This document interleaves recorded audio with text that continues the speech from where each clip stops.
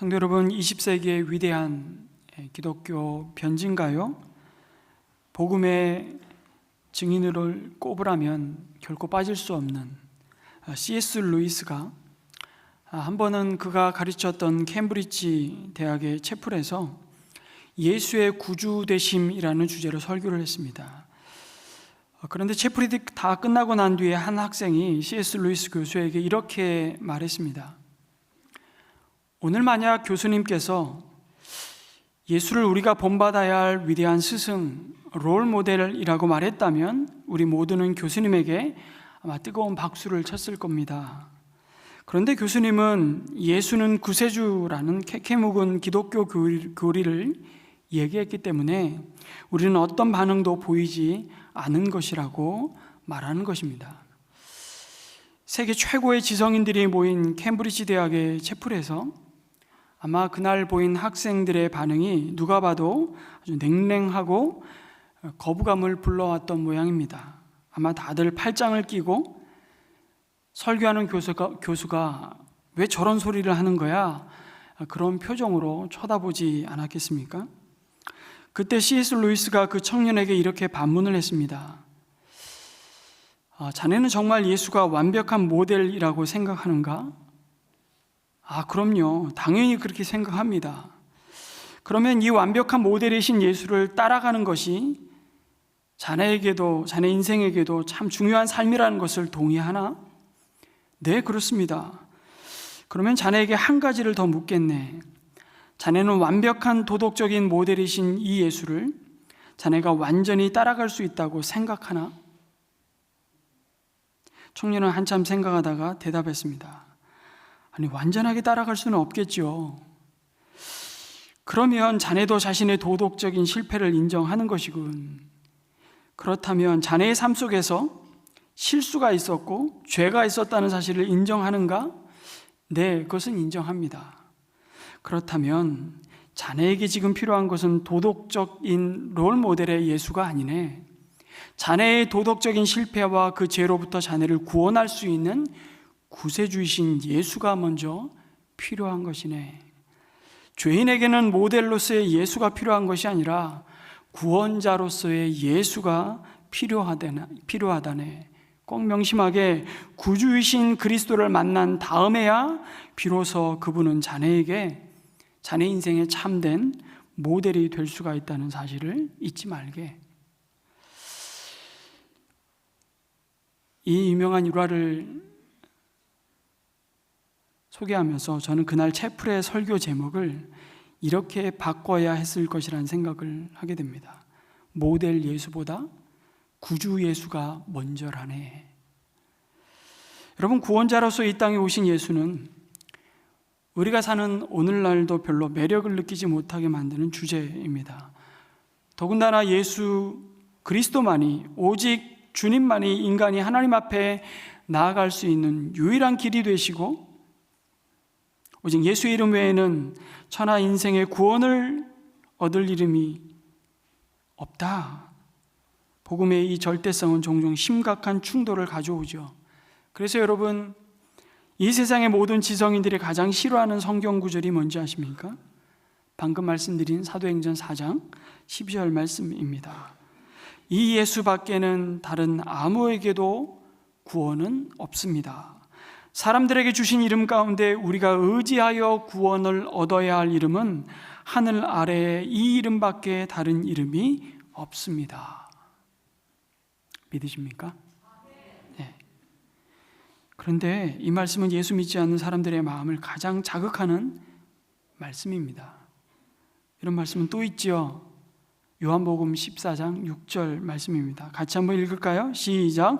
예수께서 이르시되 내가 곧 길이요 진리요 생명이니 나로 말미암지 않고는 아버지께로 올 자가 없느니라.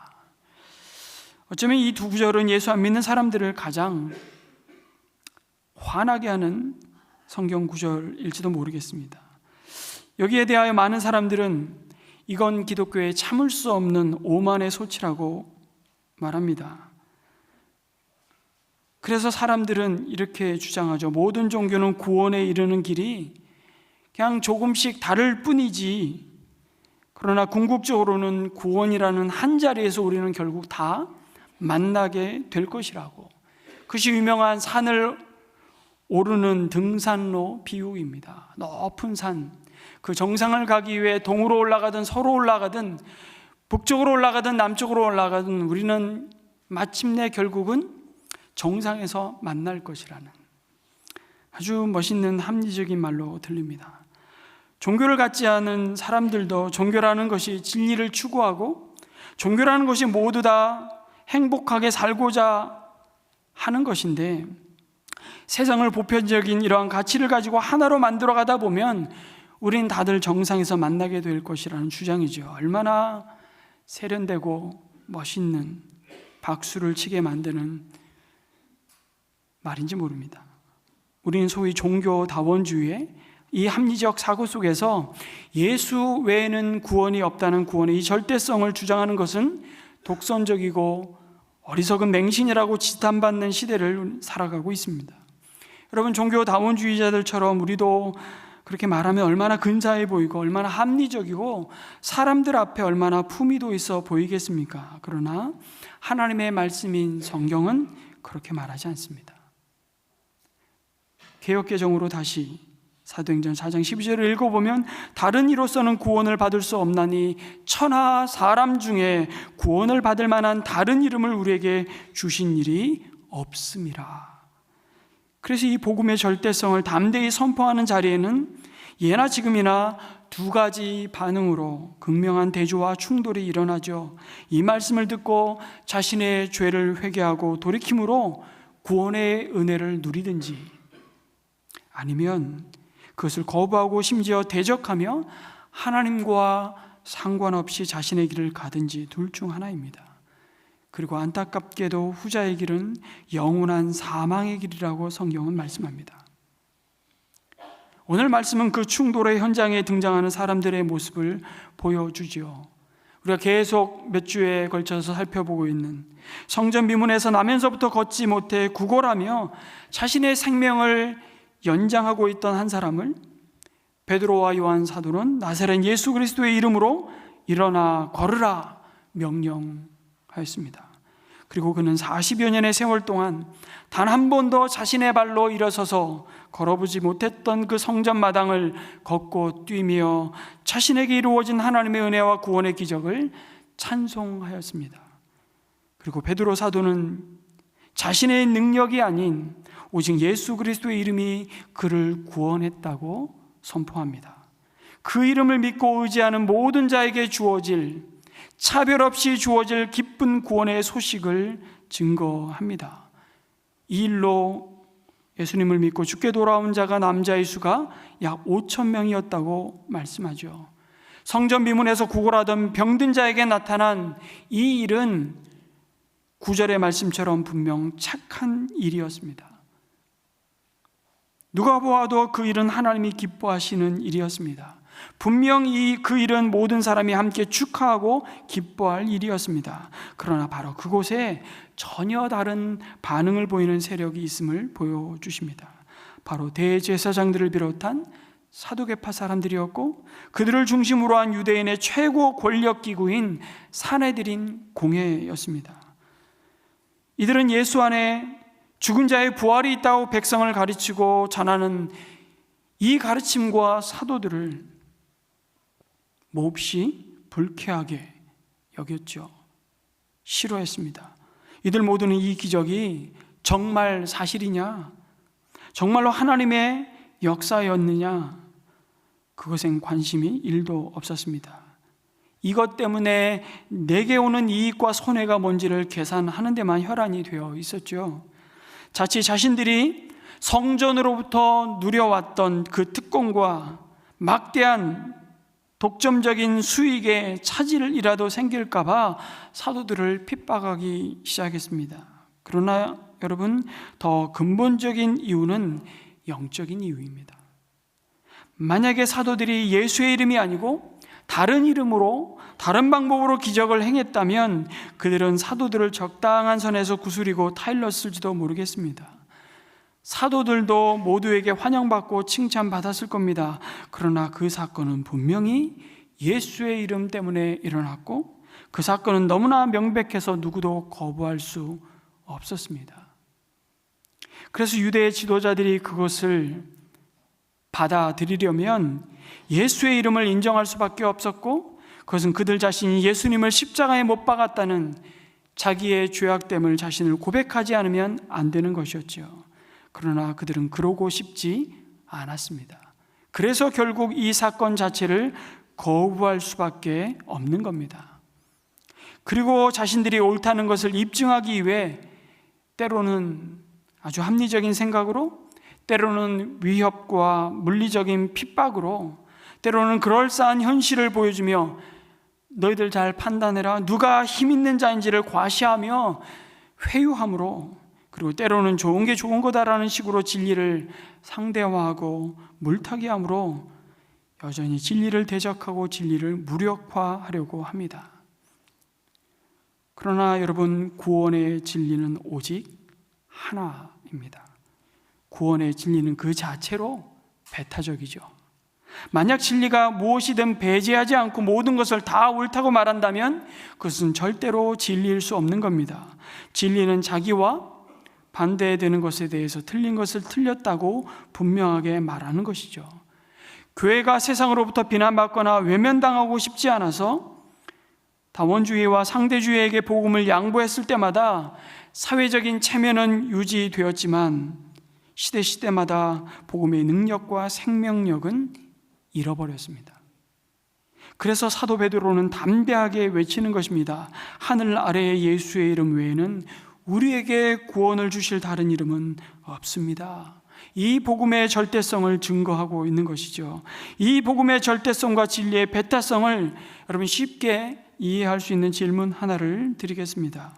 여러분, 구구단을 웹시다. 구구단을 외자. 77에 네, 49입니다. 제가 쉬운 구구단을 드렸습니다. 49가 정답입니다. 그런데 그 49를 연필로 쓰면 좀 그러니까 금덩어리로 50이라고 씁시다. 그러면 그래서 정답이 됩니까? 다이아몬드로 정교하게 조각을 해서 60이라고 쓰면 그게 맞다고 할 수 있나요? 아니 뭐 50인데 틀렸다 할 게 뭐야, 좀 봐주면 안 되나? 왜 그렇게 관용이 없냐고. 여러분, 이게 관용의 문제일까요? 여러분, 관용이 뭔지를 잘 아셔야 됩니다. 제가 누군가에게 10만 원을 구워 주었습니다. 그리고 받을 게 있습니다. 그 10만 원을 받아야 되는데 제가 그 형편을 헤아려서 5만 원만 받겠다. 그게 관용입니다. 그런데 7 곱하기 7은 49인데 50을 맞다고 하면, 아니 한 개의 차이인데 그걸 갖고 따지냐고 그냥 맞다고 하면 그건 관용이 아닙니다. 그건 틀린 걸 맞았다고 하니까 잘못이죠. 정답을 모를 때는 50도 괜찮고 60도 봐줄 수 있습니다. 그러나 정답이 49라는 것을 알면 그 외의 것은 다 틀린 것입니다. 이건 관용의 문제가 아니라 정답을 알고 있느냐 없느냐의 문제인 것입니다. 여러분, 다른 종교 속에도 진리의 일부는 흔적은 남아 있습니다. 그렇지 않다면 그 종교가 존재할 수 없었겠죠. 모든 종교, 다른 종교도 그 종교 나름대로의 인격의 수양이나 마음의 평화를 얻는 방법에 있어서 대단히 유익하고 나름 큰 역할을 할 수 있습니다.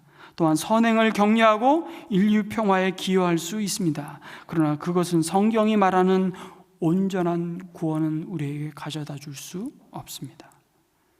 중요한 것은 사람들이 무엇을 좋아하느냐가 문제가 아닌 것이죠. 왜냐하면 구원의 길이 사람에게 있지 않기 때문입니다. 구원하시는 분은 내가 아니라, 내가 맞다고 하면 뭐 하겠습니까? 하나님이 틀리다고 하면 틀린 것이죠. 하나님이 우리를 구원하십니다. 그런데 하나님은 자기 멋대로 구원하시지 않습니다.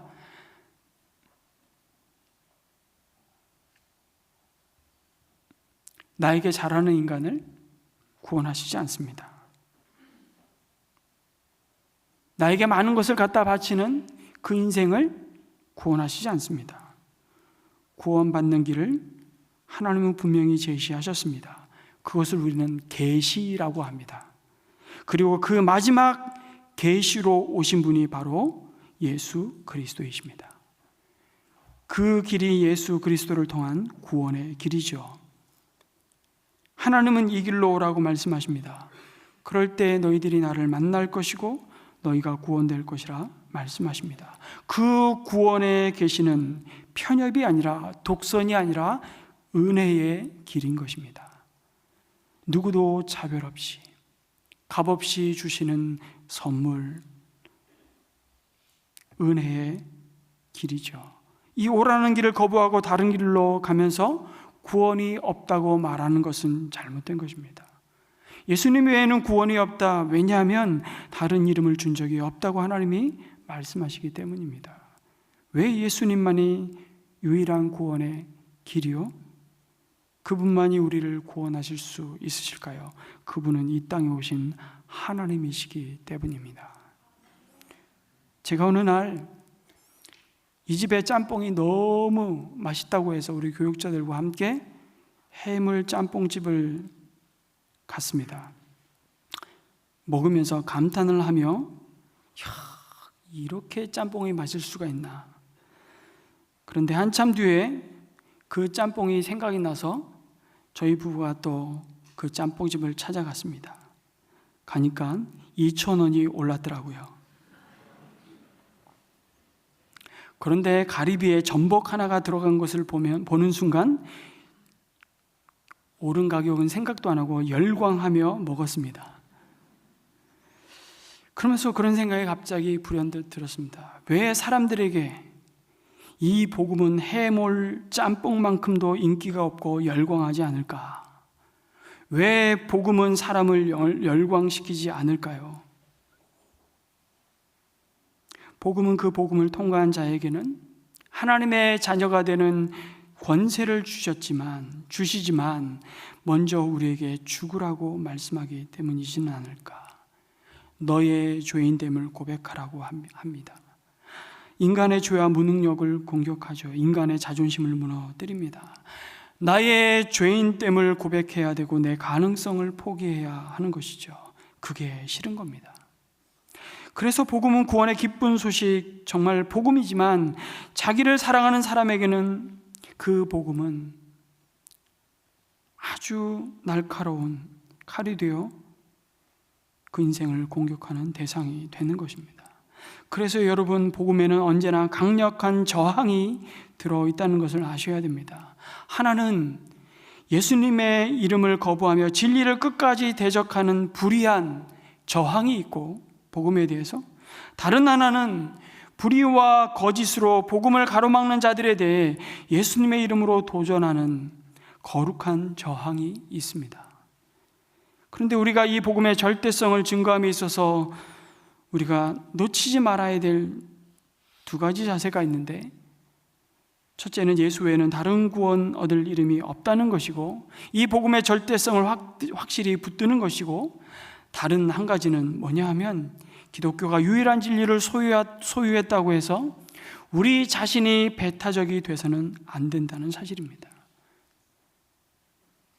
독선적인 태도와 다른 사람을 무시하는 자세로는 복음의 영광을 드러낼 수 없습니다. 전도가 되지 않습니다.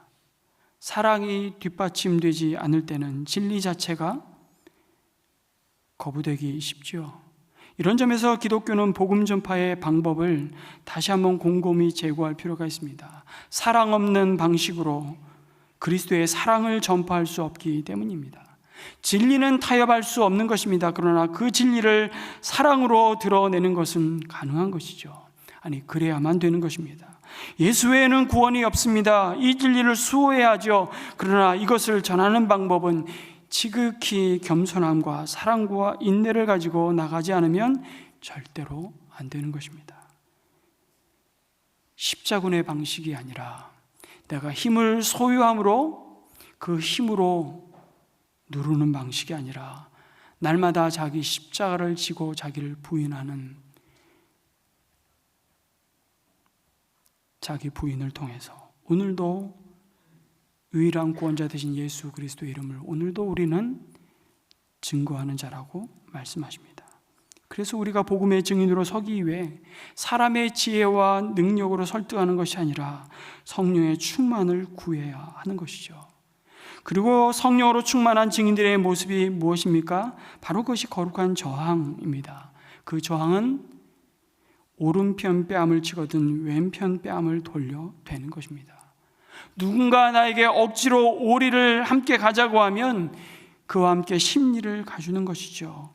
오른손이 한 선한 일을 왼손이 모르게 하는 겁니다. 원수를 위해 기도하라고, 아니 더 나아가 사랑하라 하는 것이죠. 여러분, 이것이 어떻게 가능합니까? 우리는 못합니다. 그래서 우리 안에 계신 성령님이, 우리 안에 주님이 기뻐하시는 그 선한 일에 소원을 주시고 그 소원을 이루실 능력도 주시겠다고 약속하시는 겁니다. 이 능력은 복음을 거부하고 대적하는 자들을 향해서도 주눅들지 않고 때를 얻든지 못 얻든지 담대하게 예수님이 우리의 구원자이심을 말하는 용기라고 말씀합니다.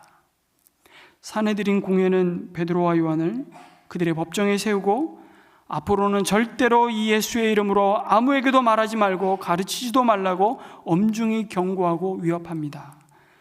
쥐 죽은 듯이 입 다물고 살라는 협박이 이어집니다. 이제 단순한 말의 협박으로 그치지 않습니다. 앞으로 계속 살펴볼 겁니다. 마침내 올 것이 왔습니다. 그런데 이미 사도들은 예수님이 너희가 내 이름 때문에 당할 고난과 핍박에 대해 다 말씀해 주셨습니다. 그때 너희에게 할 말을 성령께서 일러 주시리라는 약속을 그들은 기억했을 겁니다. 그때 베드로와 요한이 담대하게 그들을 향해 대답하죠. 19절에 하나님의 말씀을 듣는 것보다 당신들의 말을 듣는 것이 하나님 보시기에 옳은 일인가를 판단해 보십시오. 무엇이 옳은 일인가를 판단해 보십시오. 여러분, 판단해 보라는 건 제발 분별해 보라는 뜻입니다.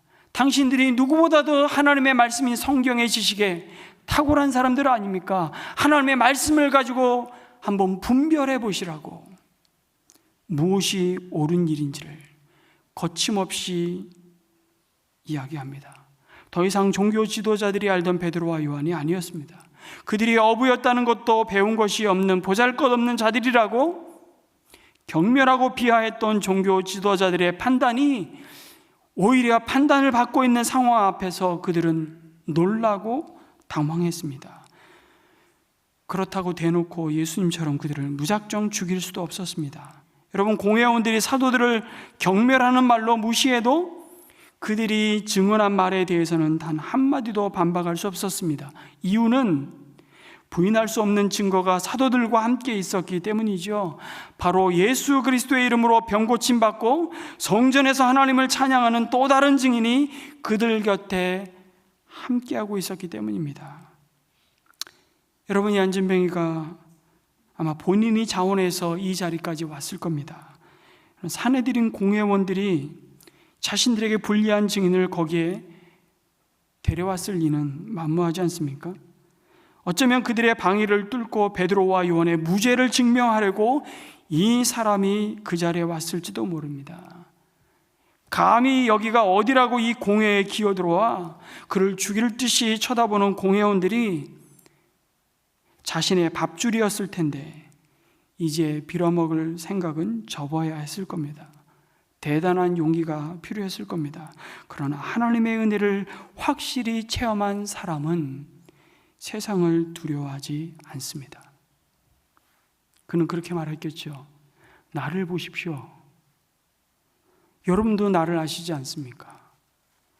나를 이렇게 변화시키신 주님을 보십시오. 40년 된 병자가 고침받은 이 명백한 증거 앞에 공회원들은 할 말을 잃었습니다. 속으로는 아마 부글부글 끓었지만 사도들을 어찌할 방도가 없었습니다. 그러나 그들은 끝까지 예수님을 거부했습니다. 그들의 체면과 자존심이 이것을 허락하지 않았습니다. 이것이 복음의 큰 걸림돌이었죠. 아마 자신들보다 더 큰 권력자가 자신의 권세를 좌지우지할 그 권력자가 예수님의 이름으로 고침받고 예수님의 이름으로 이루어진 구원의 사건을 증거했다면 어쩌면 그들의 마음이 조금은 움직였을지 모르겠습니다. 그런데 하나님은 그런 방법으로 일하시지 않으셨습니다. 왜요? 그렇게 믿는다고 해도 그 믿음은 예수님을 믿는 것이 아니라 그 권력자에게 잘 보이기 위해서 믿는 척 하는 것일 수밖에 없다는 것을 잘 아셨기 때문입니다. 그저 사내들인 공회원들은 사도들의 말을 부정할 수도 비난할 수도 없었습니다. 그리고 그들은 서로에게 이렇게 말하죠. 16절에 우리도 이것을 부인할 수 없습니다. 다 나가라고 쫓아내놓고 문을 닫은 다음에 그들끼리 지금 자신의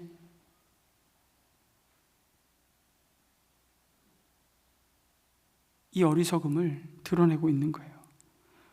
그러면서도 예수님을 인정하지 않습니다. 왜요? 자신의 모든 권리와 주장과 삶이 부정되고 무너져 내릴 것이라고 생각했기 때문이죠. 인간의 자존심이 허락하지 않는 겁니다. 그러면서 예수님을 더욱 거부합니다. 진리를 더욱 외면하고 인정하지 않습니다. 믿을 만큼 증거가 충분하지 않아서가 아닙니다. 인간은 안 믿고 싶어서 안 믿을 뿐입니다. 부인할 수 없는 증거들이 있다는 것을 알면서도 자기가 왕 노릇하고 내가 내 삶의 주인이 되는 것을 포기하고 싶지 않아서 믿지 않기로 한 것입니다. 살던 대로 살고 싶고 욕망하고 싶은 대로 욕망하고 싶어 안 믿는 것입니다. 여러분, 이것을 성경은 강팍하다라고 말하는 것입니다. 완고한 마음이죠. 일단 예수님을 영접하면 그냥 하나만 바꾸면 되는 것이 아니라 자기 삶을 송두리째 뒤집고 뒤엎어야 한다는 것을 알기 때문입니다. 그 완고함에 대해서 사도들은 말하는 거예요. 하나님 보시기에 무엇이 옳은 일인가를 한번 판단해 보라고 도전하는 겁니다. 여러분, 사람들은 자신의 불이익을 당할 것 같으면 진리인 줄 알면서도 거부합니다. 야당은 여당이 잘하고 있어도 무조건 못하고 있다고 해야 합니다. 그게 세상의 생존 방식입니다. 상대의 장점을 인정하는 순간 자신이 패배한다고 생각하기 때문이죠. 사람끼리는 그런다고 쳐도 하나님 앞에서는 그러면 안 됩니다. 하나님은 진리이시기 때문에 그 어떤 이유로도 하나님과 오랫동안 맞짱 뜨면 살아남을 인생은 없습니다. 겸손하게 회개하고 진리를 받아들이는 길밖에 없습니다. 그러면 주는 자비와 긍휼이 풍성하셔서 우리를 죄와 사망으로부터 구원하실 것입니다. 그래서 사도들은 우리는 보고 들은 이 진리를 말하지 않을 수 없다고 선포하고 있는 겁니다. 보고 들은 것을 말하지 않고는 견딜 수 없는 자들이 성령으로 충만한 증인들이었습니다. 제가 2개월 전부터 허리에 통증이 왔고 MRI를 찍으니까 디스크가 신경을 많이 누르고 있다는 판정을 받았습니다. 그러자 제가 기도 제목을 내지 않았는데 어떻게 중보기도방에 올라가는 순간부터 많은 보고 들은 증인들이 저에게 소식을 전해 오십니다. 감사합니다.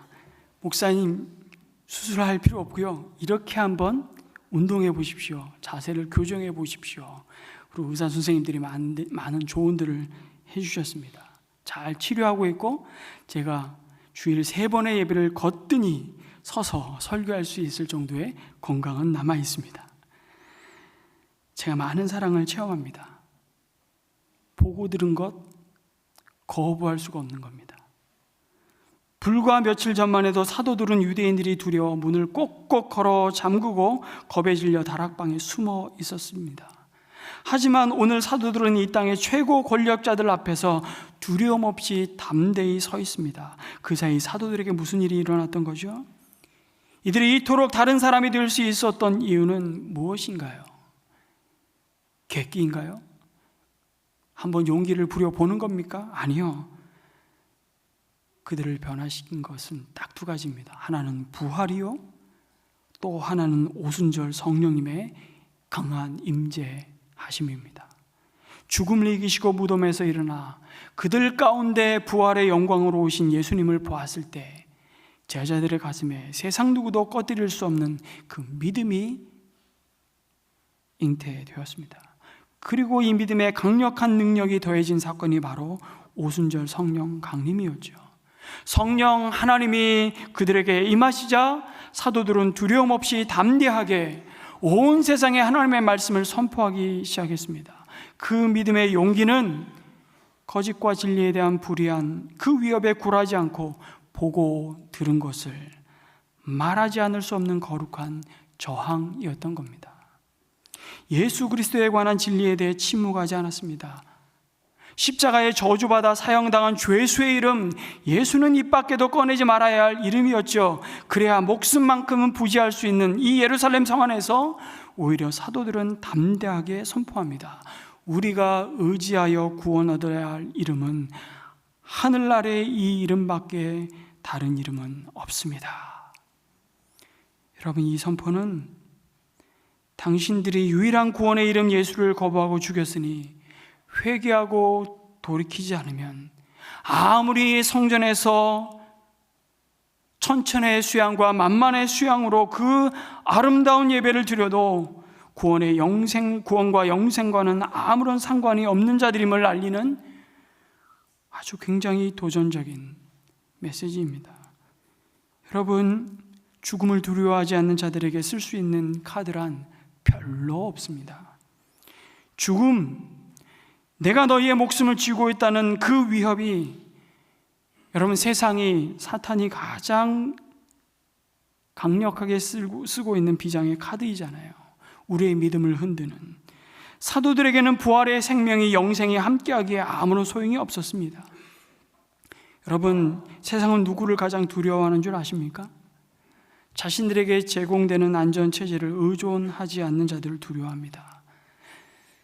그래서 너희가 어린 아이와 같지 않으면 결단코 하나님 나라에 들어갈 수 없다라고 예수님이 말씀하셨던 거예요.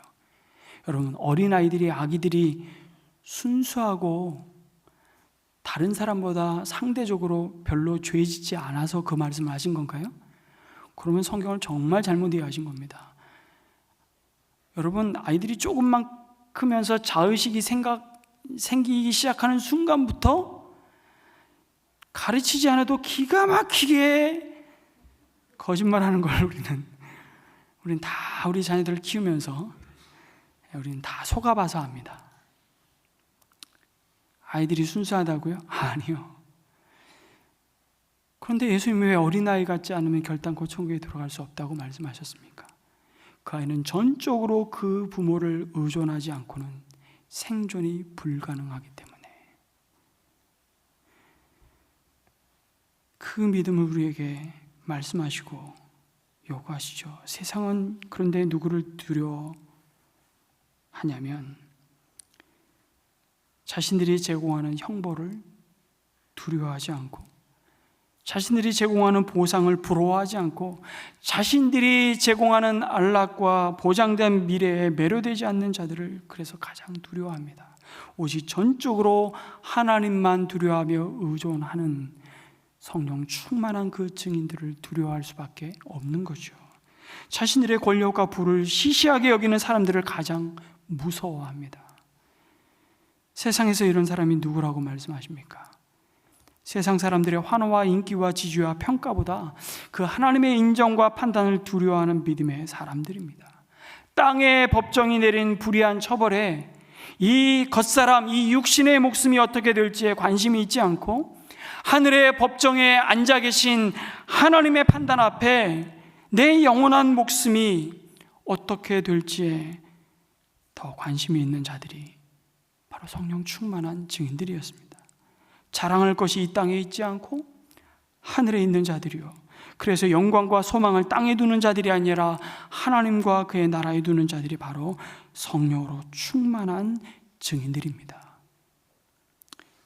영국 런던을 방문하는 사람들이, 혹시 런던을 가보신 성도님들이 많이 계실 텐데, 누구나 유명한 웨스트민스터 사원에 가고 싶어 합니다. 저도 꼭 한번 가보고 싶습니다. 어떤 단체의 관광객들이 그 유명한 웨스트민스터 사원을 방문하게 되었습니다. 안내자는 방문객에게 사원에 대한 역사적인 내력과 거기는 영국에 나온 유명인들을 다 묻어두는 무덤이 있죠. 무덤에 묻혀있는 찬란한 영웅들의 삶의 내용을 장황하게 설명해 주었습니다.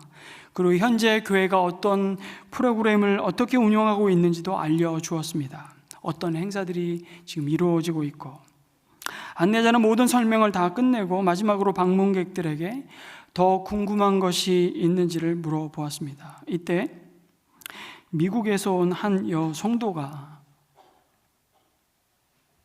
안내자에게 이런 질문을 던졌습니다. 선생님께서 이 웨스트민스터 사원에 관해서 여러 가지 내용을 자세히 말씀해 주신 것 참 감사합니다. 그런데 한 가지 질문이 있는데요. 최근에 이 사원을 통해서 구원받은 사람은 몇 명이나 됩니까? 이런 질문을 한 관광객이 있었을까 싶습니다. 이 뜻밖의 질문에 답을 준비하지 못한 안내자가 몹시 당황할 수밖에 없었습니다. 여러분, 이 얘기는 몇 명이나 구원받았느냐는 숫자를 묻고 있는 것이 아니라 교회인 성도 한 사람 한 사람이 성령으로 충만한 증인들로 부름받은 자임을 일깨워주고 있다는 생각이 드는 것입니다. 구원자 예수 그리스도를 자랑하고 있고 그것으로 인해 오늘도 살아계셔서 역사하시는, 그래서 하나님을 떠나 있는 자들이 육체적으로 영적으로 그 병든 자리에서 치유받고 값없이 주시는 영원한 생명을 덧입는 그 은혜가 우리 교회를 통해서 계속해서 불일 듯 일어나기를 소원하시는 주님의 마음을 들려주는 것이죠. 오직 예수 그리스도만이 우리의 구원자이심을, 우리 이웃을 겸손히 사랑함으로 증거하시길 축복합니다. 우리가 세상이 주는 보상에 일생을 걸지 않고 세상이 주는 위협에 주눅들지 않고 이 복음의 절대성을 희석하지 않으면서도 이 아름답고 놀라운 복음의 소식을 전하는 그 수고가 겸손과 온유함으로, 때로는 사랑의 수고와 섬김으로 드려진다면 세상은 우리가 의지하는 예수님, 우리의 유일한 구원자 되시는 예수님을 믿게 될 것입니다. 이들이 바로 성령으로 충만한 증인들입니다. 우리 은혜샘물교회 모든 성도들이 이런 성령 충만한 증인으로서 또 한 주간 우리를 두신 삶의 자리에서 힘차게 믿음의 경주를 이어가기를 주님의 이름으로 축복합니다. 아멘.